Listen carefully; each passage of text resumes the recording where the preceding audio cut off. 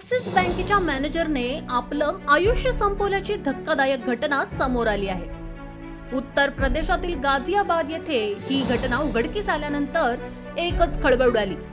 या घटनेची माहिती मिळताच पोलिसांनी घटनास्थळ गाठून मृतदेह ताब्यात घेतला आणि पोस्टमॉर्टमसाठी पाठवून प्रकरणाचा तपास सुरू केलाय। या तरुणीने विषारी द्रव्य प्राशन करून आत्महत्या केल्याची माहिती आहे।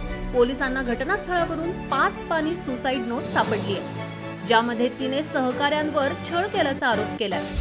तसेच दादा, आई, बाबा आणि ताईची काळजी घे असंही तिने त्यात म्हटलंय।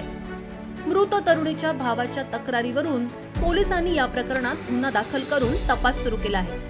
शिवानी त्यागी, वय वर्ष 27 असं या तरुणीचं नाव असून ती नोएडा येथील ॲक्सिस बँकेत रिलेशनशिप मॅनेजर म्हणून काम करत होती। बँकेत काम करणाऱ्या सहकाऱ्यांकडून शिवानीचा छळ केला जात होता आणि तिच्या शरीरयष्टीबद्दलही टिप्पणी केली जात असल्याचा आरोप कुटुंबियांनी केला आहे।